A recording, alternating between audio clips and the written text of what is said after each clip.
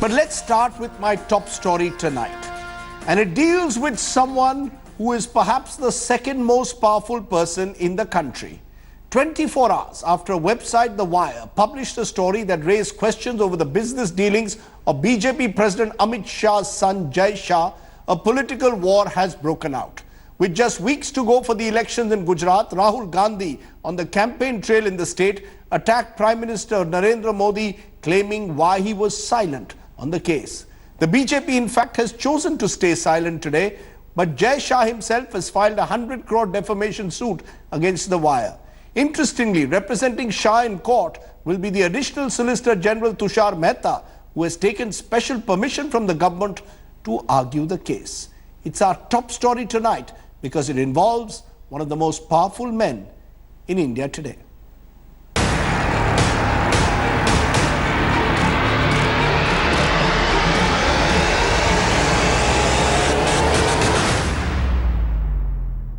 हिंदुस्तान के हर कोने से भ्रष्टाचार जाना चाहिए कि नहीं जाना चाहिए? भाइयों बहनों, मैंने बिड़ा उठाया है और मेरा तो मंत्र रहा है, न खाऊंगा न खाने दूंगा। न खाऊंगा न खाने दूंगा। Words of the Prime Minister spoken on the soil of Kargil to present a clear roadmap against corruption today returned to haunt the party, this time in the form of ammunition for a starving opposition in poll-bound Gujarat. Rahul Gandhi, campaigning in central Gujarat, tore into the ruling party. Amit Shah के बेटे की company 50,000 रुपए से जाकर 80 करोड़ की बनती है। भैया बताओ, आपने 3-4 महीने में 50,000 रुपए से 80 करोड़ बनाए कभी? A news report on Amit Shah's son Jay Shah's business venture, whose turnover allegedly shot up after Modi came to power, lies at the heart of the turbulence. In response, the BJP opened with the verbal firepower of Minister in charge of Railways, Piyush Goyal. The article shows absolutely no impropriety whatsoever, but imputes through malicious imputations. It is trying to damage the reputation of our leader, Jay Amit Shah ji. Mr. Jay Shah, son of Mr. Amit Shah, has decided to file criminal defamation suit of the news website The Wire. The party's offensive continuing, now daring the opposition to knock the doors of the judiciary. झूठा आरोप लगा दे और उनसे इस्तीफा मांग ले, मैं समझता हूँ ये तो राजनीतिक नासमझी के अलावा और कुछ भी नहीं। कागज समझ लें, देख लें, पढ़ लें और इस देश के अंदर न्यायपालिका स्वतंत्र है, जाकर केस लगा दें। जिस प्रकार हम लोगों ने बाड्रा के खिलाफ लगाया है, वो भी लगा दें। On the other side of the divide, the Congress is going for the BJP's jugular, addressing a series of press conferences across the country and now planning on protest rallies from tomorrow. You know, the windfall profits, gains and 16,000 times multiplication of turnover in few months raises questions, and we demand answers. While the two sides upped the ante, BJP's newfound ally Nitish Kumar, who left the RJD and Congress over moral grounds, found himself in a tight spot.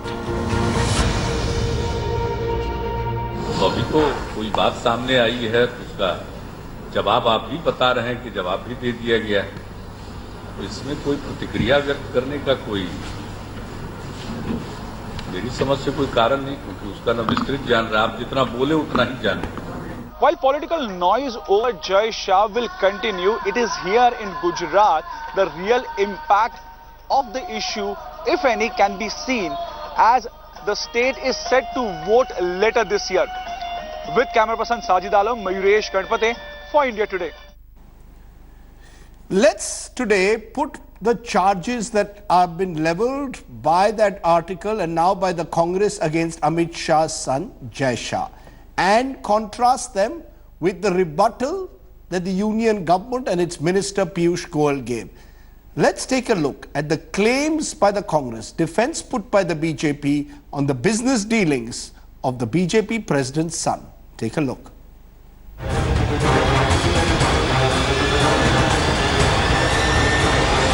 2013 में temple enterprises घाटे में थी।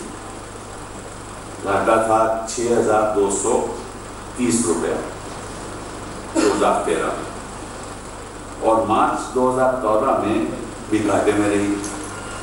वो घाटा रहा 1,724 रुपये। लेकिन 2014-15 में ये प्रॉफिट में आ गया। मतलब कि मई में कुछ बदलाव हुआ और प्रॉफिट का कारवां शुरू हो गया। तो प्रॉफिट में आ गई और प्रॉफिट था 18,728 करोड़ 728 रुपए, और टोटल रेवेन्यू कंपनी का था 50,000 रुपए। वो खास नहीं, लेकिन जो असल बदलाव आया, जो चौकन्ना है, वो आया 2015-16 में, जब इस कंपनी का टर्नओवर 80 करोड़ हो गया। Mr. Jay Shah is an engineer from a reputed college, Nirma University. He partnered with Mr. Jitendra Shah, who's an old family friend of Jay Shah's family, and also a commodity trader, carrying on commodity business for the last over 8-9 years. And together they decided to start commodity trading for agri commodities like rapeseed, castor, desi chana, soya bean, and all these agricultural commodities, as you are well aware, is a high volume, high value, but very low margin business. So you do just a few transactions and the volume becomes very high. And in any new business, when you start a new business, you are bound to have an increased spurt in the turnover. This was not doing any business, so it was really zero, becoming 80 crores, and 80 crores is not a very large turnover in the commodity business.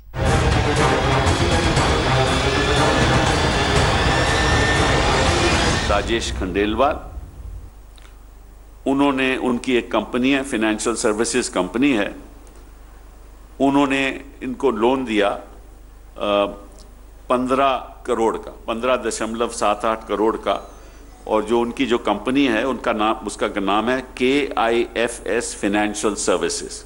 Kusum Finserv is a limited liability partnership. पहले ये company थी, it became a limited liability partnership, और उसमें जयहो का share 60%। और ताज्जुब की ये बात है कि यहाँ भी जो अपनी KFS फाइनेंशियल सर्विसेज है राजेश खंडेलवाल की, ये भी इनको इंटर कॉर्पोरेट डिपॉजिट्स देती थी इस कंपनी को, जहाँ शेयर होल्डिंग इनकी है 60% जयहो की। और इनको एक अनसिक्योर्ड लोन भी मिला 4.90 करोड़ का। ये भी लोन KIFS ने दिया इनको। Because it was a new company, banks normally don't lend money to a new small company. So they had to take the intercorporate deposit, a loan from KIFS Financial Services, which belonged to a family friend, Mr. Khandwala. The Khandwala, Rajesh Khandwala promoted NBFC as a registered NBFC, regularly in the business of giving loans, and both Jitendra Shah, of course, was taking loan from KIFS for many years before, and Jay Shah also was taking unsecured loans and sometimes secured loans from KIFS from time to time. So it was not as if something great had been done. It was a loan taken on commercial rate of interest, commercial consideration, and all the loans have been fully repaid along with interest after deducting tax at source. A very mischievous effort has been made by putting photographs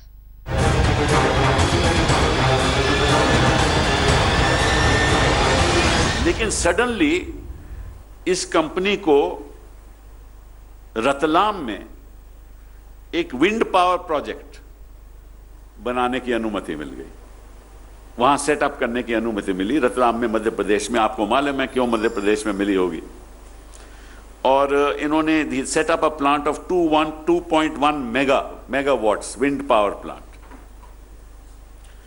हालांकि the main business was stocks and shares.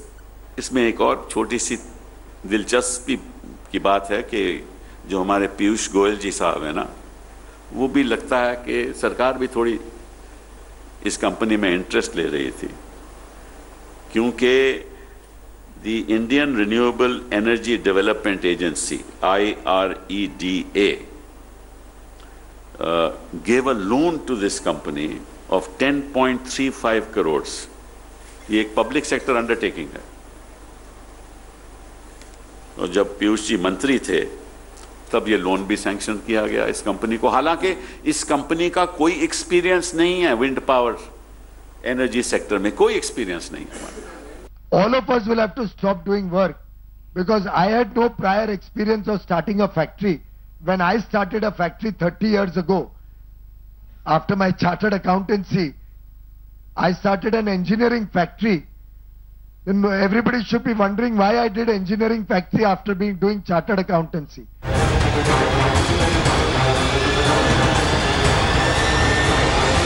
इस company को 25 करोड़ का loan मिला from Kalupur commercial cooperative bank. क्योंकि जैसे ही सरकारें बदलती हैं तो तकदीरें बदलती हैं, तो लोन भी आने शुरू हो जाते हैं।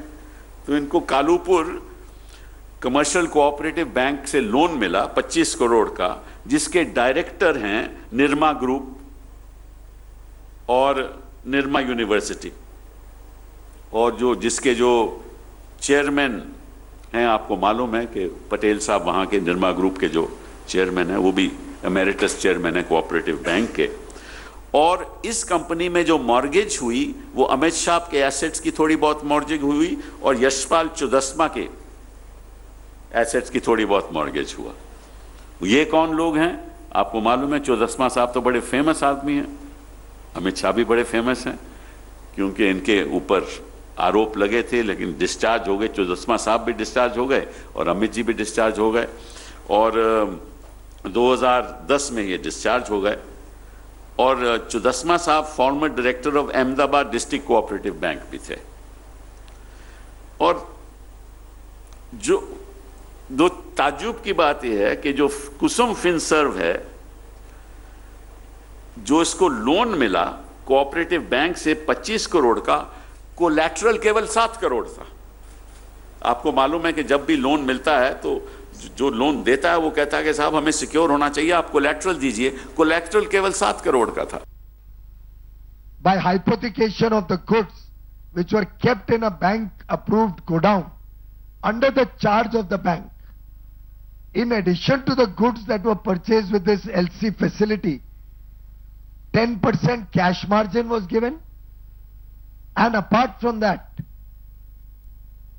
property belonging to Shri Amit Shah ji and the office premises of Kusum Finserve, both these properties were also mortgaged by the cooperative bank.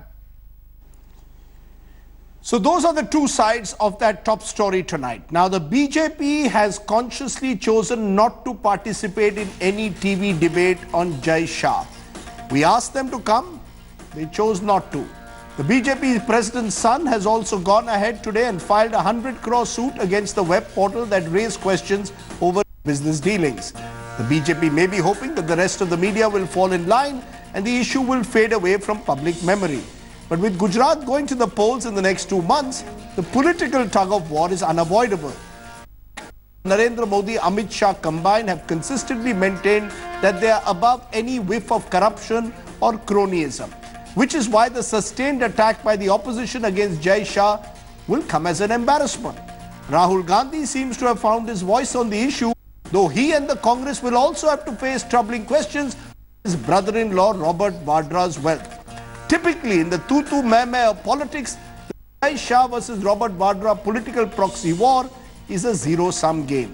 Any issues of impropriety or criminality must ultimately be dealt with by investigating agencies. Sadly, the average citizen has lost faith in the fairness of any investigation that involves powerful people.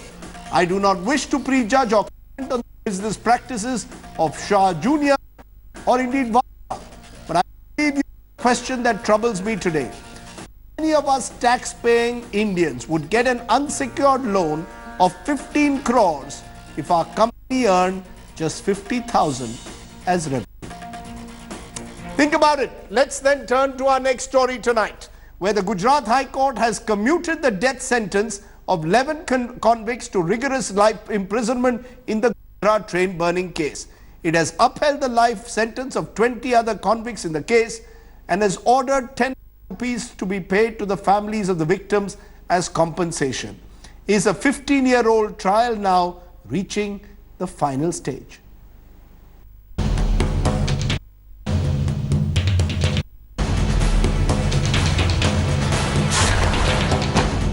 February 27th, 2002. The Sabarmati Express is set on fire, killing 59 people, most of them car sevaks returning from Ayodhya. The carnage triggered one of the worst communal fights in the history of India that left over 1,200 people dead. Gujarat High Court on Monday upheld the conviction of 31 people in the Godhra train burning, but it has commuted death sentence to 11 convicts to a rigorous life imprisonment. It also 10 lakh rupees each to families of the victims. Court ने 31 आरोपियों को सजा किया था, उनको गुनहगार ठहराया है और उसमें जो 11 आदमी को फांसी की सजा हुई थी वो सबमिट करके उनको लाइफ इम्प्रिजनमेंट यानी जन्मठीप की सजा उनको उसमें रूपांतरित किया है। आमदार गुजरात ने बोला है गुजर गए हैं उनके लिए 10 लाख और जो ईजा हुई है उनको उनकी ईजा के हिसाब से बढ़तर देना चाहिए। The court also held the government and the railways responsible for the failure to maintain law and order. It upheld the acquittal of 3 suspects. While the Vishwa Hindu Parishad has asked the government to challenge in the Supreme Court, the Jamaat-e-Ulema, which has been helping the convicts in their defense, it too will move the Supreme Court. It has been 15 years since the ill-fated Sabarmati Express was ablaze. The wheels of justice have been rolling slowly in the case. The High Court admitted as much in its verdict and expressed regret for the delay in pronouncing the verdict.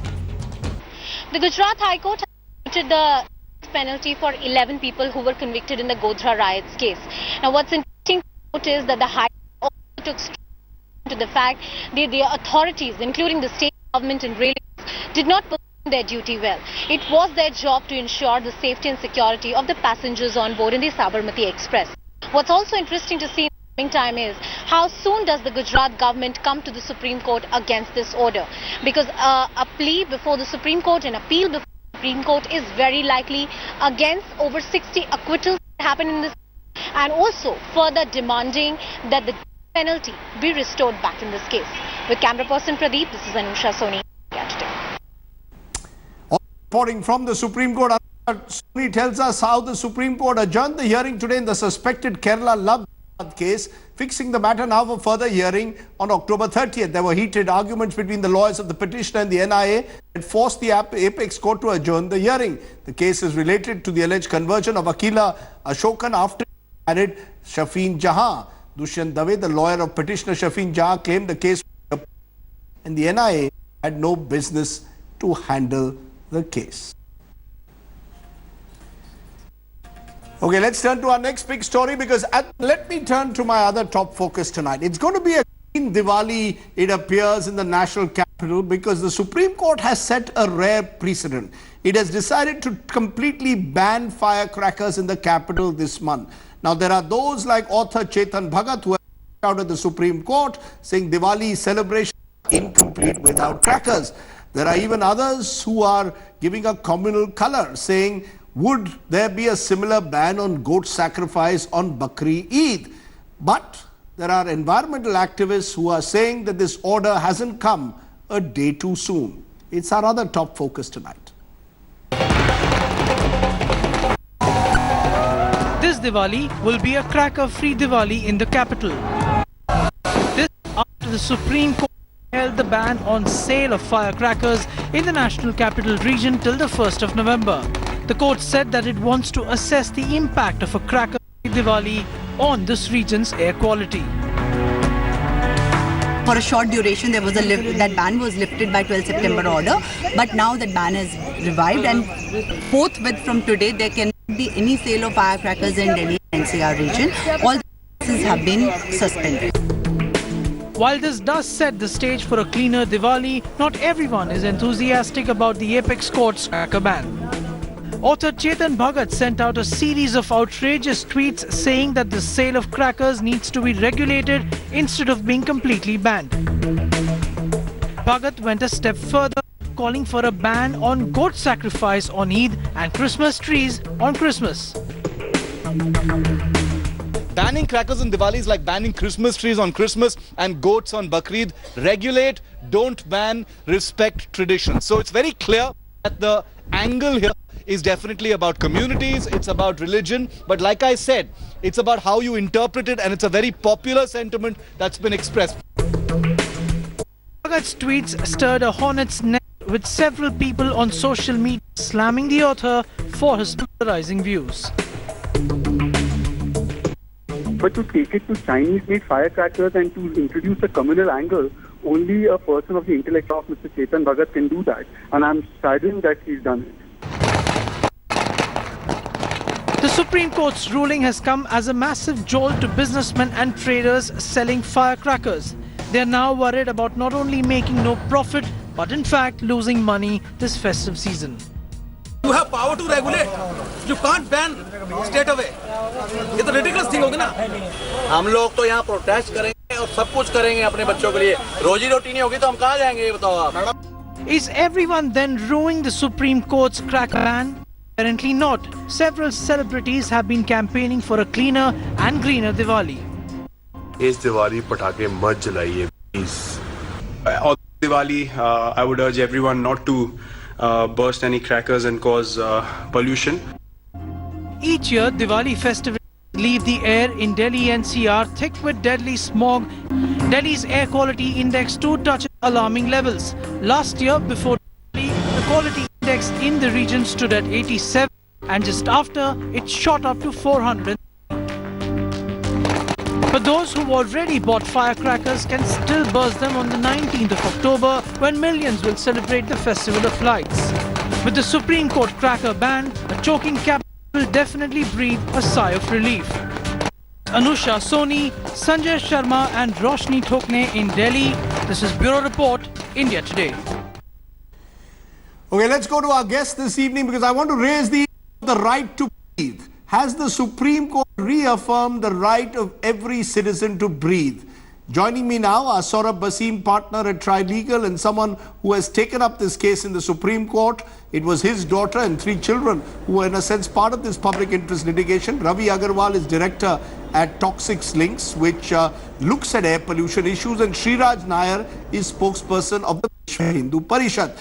I want to come to you, Sriraj Nair, first because you know, it is groups like yours which today are giving it a communal angle, which are not looking at this as the right to breathe or the right to life under Article 21, but instead seem to be suggesting in some way that this is an attack on Hindu festivals. Surely that's a very, very regressive way to look at what is a judgment that is designed to protect our children from breathing such foul air. Why bring the Hindu angle into this entire debate?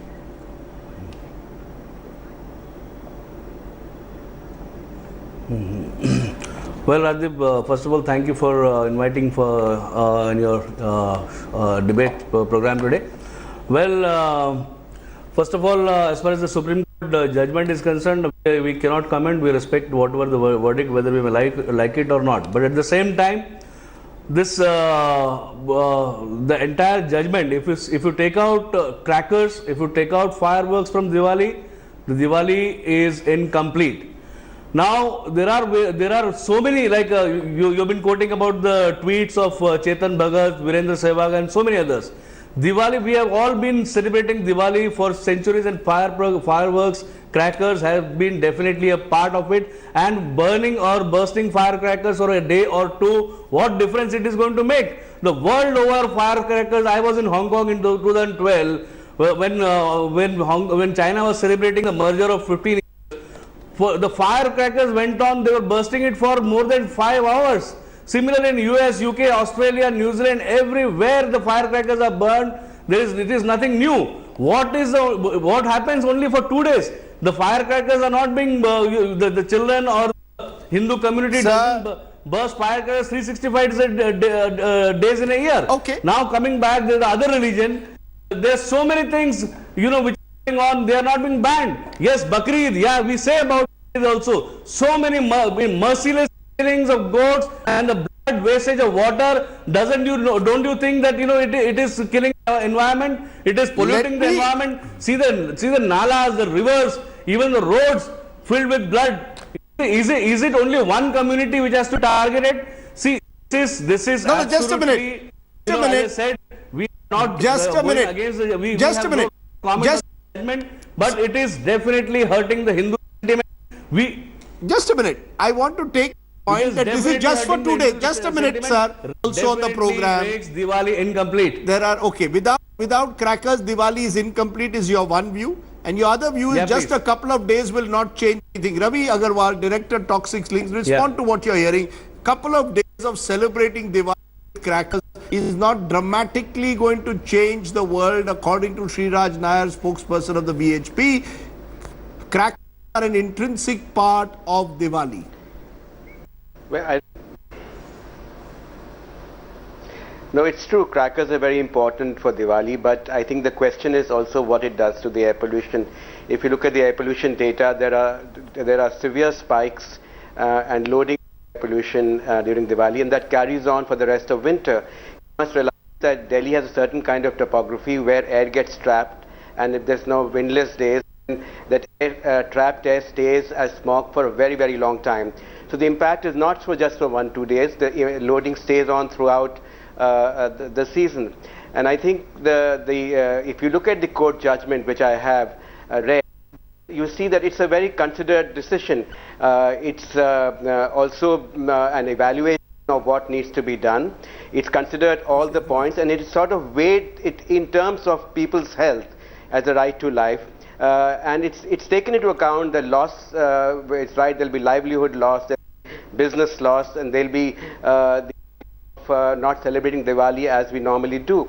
But on the other hand, it's invoked the right to life, and without life we have nothing else. So this is not something which has happened in a day. It's going on for a long time. There have been slew of petitions at all levels of the Supreme Court for some time now. And I think we should also understand this is a temporary ban. It's just to see what the impact might be. And I think in the long run, the court will help come up with more feasible and durable solutions. But do you believe, we must really know how far we can go with this. Mr. Agarwal, there will be those who will say rather than a total ban, this is a time for regulating the industry. Remember Shivakasi, where the cracker business, the capital of India's cracker business, annual estimated turnover about 7,000 crores, employs more than 300,000 workers directly in the firecracker manufacturing factories. Another 500,000 are engaged in related industries, packaging, printing, paper roll. So there will be an economic impact. Therefore, there will be those who will suggest rather than an outright ban, it might have been better to regulate the use of crackers. Do you believe that's feasible or not? Would that have been a better solution than a complete ban as the Supreme Court has put on Diwali?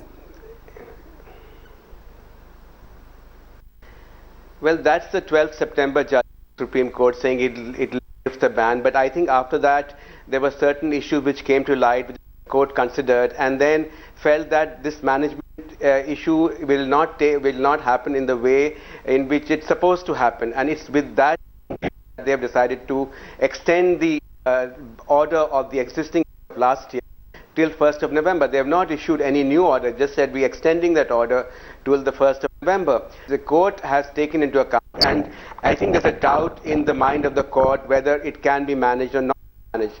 The question is, we've also put upon ourselves. We have made many promises last 10 or 15 years of what we can do and behave more responsibly. But unfortunately, after each Diwali, we find that you can cut with a knife, the smog with a knife. So we have not been responsible towards the constant goading of the court for now at least a couple of years. So I think in that sense we brought it upon ourselves. We have to certainly bear this out and then see what we can do after the 1st of November. Can I bring in Saurabh Bhasin, who was appearing in court with Trilegal? He's one of those whose daughters filed this PIL, young daughter of yours, Saurabh.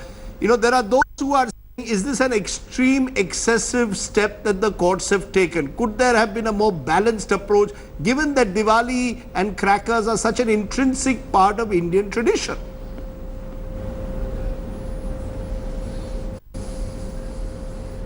So Rajdeep, look, I mean, I'm the first one to acknowledge that I love Diwali and you know, when I was a kid I used to burst firecrackers as well, but the reality is that we are in a dire situation.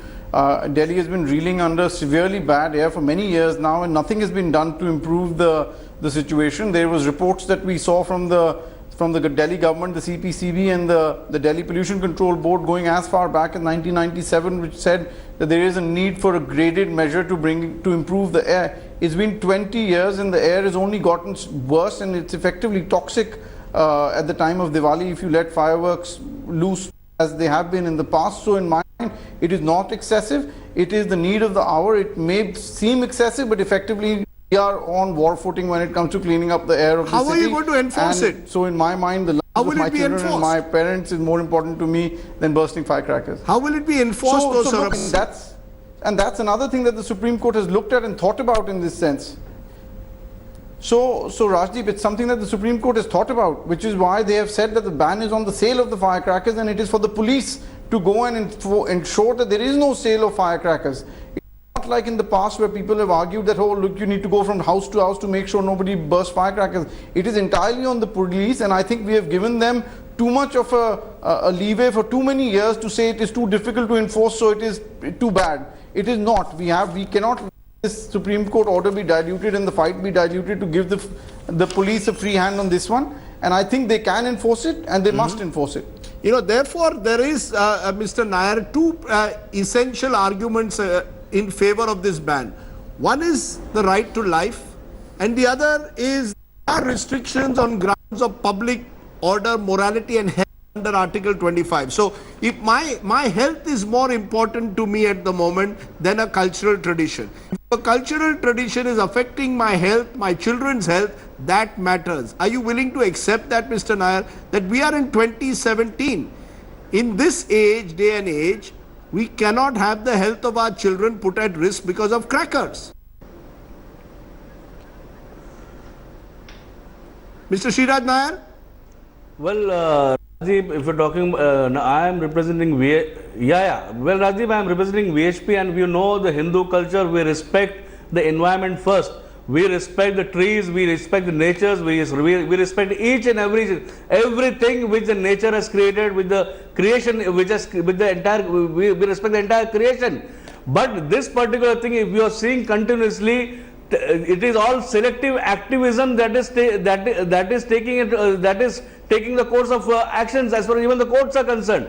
Now, why only target Hindu festivals? Whether it is Ganesh Utsav, whether it is Dahi Handi, whether it is Diwali, it is all one side. The activism, the people who are the so-called activists, they are only doing These are three young girls. These are three young girls. Now, if this is the case, Gopal, then all the Aram Bhandari and Zoya Rao Bhasin should be called, and in the respective religion, now they in were Muharram, three young girls. Small children hitting their head and bleeding themselves. Okay, you are seeing big crosses taken on Good Friday. No, 1 minute. So it cannot be selective. Okay, you cannot be selective. You made your point. Diwali is Saurabh, the biggest respond to that. festival of Hindus, Saurabh, and if you remove crackers, fireworks, it is incomplete. Okay, Saurabh, respond to what you are hearing from Mr. Nair, that he says that this is selective outrage that you all are expressing. So, it is absolutely not selective outrage. It is part of a massive plan that we've got to try and clean up the air of this city. Our fight is not against any festival, it is not against any community, it is against bad air. And it is to make sure, it is maybe the VHP's prerogative to defend the manner in which certain festivals are celebrated. It is my prerogative to safeguard the life of my child. and I will do whatever it takes to make sure that that is the case. So, and you know, in which writing of our Hindu religion does it say that you must burst firecrackers? It is a time to celebrate the homecoming of Ram with lighting of diyas and spreading love, not by making Delhi a toxic gas chamber in which we live through. And I don't understand where this comes from. This argument has been taken time and time again since this order has come out. It was taken way back in 2005 when the noise pollution related issue came out. The Supreme Court then said that it has no business, this debate has no business in the context of making sure that we live a pollution free life. So again, I don't see why this angle of the festival not being celebrated. Please celebrate it with love and happiness and joy. Why do we need to go and burst firecrackers and make the lungs of our children black? Okay, I think those are very strong words. Celebrate with diyas, not necessarily crackers, is what Saurabh Bhasin is suggesting, and that is the message perhaps that the Supreme Court is also giving the citizens of Delhi. Delhi today, who knows, other parts of the country tomorrow may also put a ban on crackers. Let's turn to tonight's good news story. Situated on the banks of the Ganga, India's ancient holy city of Varanasi, its Swaminath Akhada has finally opened its doors for women. That's broken a 400-year-old tradition. It's our good news today story tonight. Call it the Dangal effect. Varanasi's Swaminath Akhada is breaking its more than 4 centuries old tradition and opening its doors to girls. The Akhada, managed by the Sankat Mochan Trust, has permitted girls to practice in its hallowed mud pit. अभी equality की बात हो रही है, तो हम लोगों ने भी सोचा भाई लड़कियों को भी अगर इस तरह का उनका मन है अगर लड़ने का और एथलेटिक्स वगैरह में अच्छे परफॉर्म भी करते हैं, तो इस वजह से हम लोगों ने उस डायमेंशन को किया. उससे लड़कियों का थोड़ा कॉन्फिडेंस लेवल बढ़ेगा और समाज में एक अच्छा बात जाएगा और अच्छी मैसेज जाएगी इससे. Male wrestlers also welcomed the new entrants with open arms. ये हमारे बनारस गौरव की बात तो है ही, लेकिन ये पूरे देश को मैसेज जो जा रहा है, ये उससे बड़ी गौरव की बात है. उनसे हमको प्रैक्टिस करने में या उनको गुरु शिष्य की परंपरा सिखाने में कोई भेदभाव का महसूस नहीं होता है. हम फ्री एकदम ओपन माइंड से एकदम बच्चों को सिखाते हैं, ट्रेन करते हैं, तैयार करते हैं. The journey so far wasn't a cakewalk. This was made possible by the relentless efforts of these two girls, Astha Verma and Nandini Sarkar. Not only convinced Trust Mahants to let girls enter the akhada, but fight alongside male wrestlers. दिक्कत तो बहुत हुई क्योंकि हमारा सिर्फ एक ही था stadium. नाम बहुत सुने थे कि सोनिया अखाड़ा है, बिनियाबाद अखाड़ा है, गोस्वामी तुलसीदास अखाड़ा है, पर किसी अखाड़े में लड़कियों को आना अलाउ नहीं था. हमारे कोच लोग इतना मतलब यहाँ के महंत जी से बात किए कि सब जगह में बाहर में लड़कियां अखाड़े में भी करती है, तो बनारस में क्यों नहीं. मेरे पापा तो एक हलवाई हैं और मैं 80 की रहने वाली हूँ. और पहले तो बहुत प्रॉब्लम होता था, अब मैनेज कर लेते हैं दंगल वगैरह खेल के. और ट्यूशन वगैरह भी मैं पढ़ाती हूँ, उससे भी अपना खर्च चला लेती हूँ और घर वाले भी सपोर्ट करते हैं. Swaminath Akhada's historic move is not only a window of opportunity for aspiring female wrestlers, but also an inspiration for many other akhadas to let women join wrestling and to produce champions like Phogat sisters and Sakshi Malik. With Roshan Jaiswal in Varanasi, Bureau Report, India Today. Nice story to end the bulletin tonight. I also want to leave you with a heartwarming image. Images of how CRPF personnel were applauded when they entered the terminal of Jammu Airport to board the chartered aircraft bound for Srinagar. The Jawans were applauded for their bravery and commitment towards the country. Good night. Goodbye.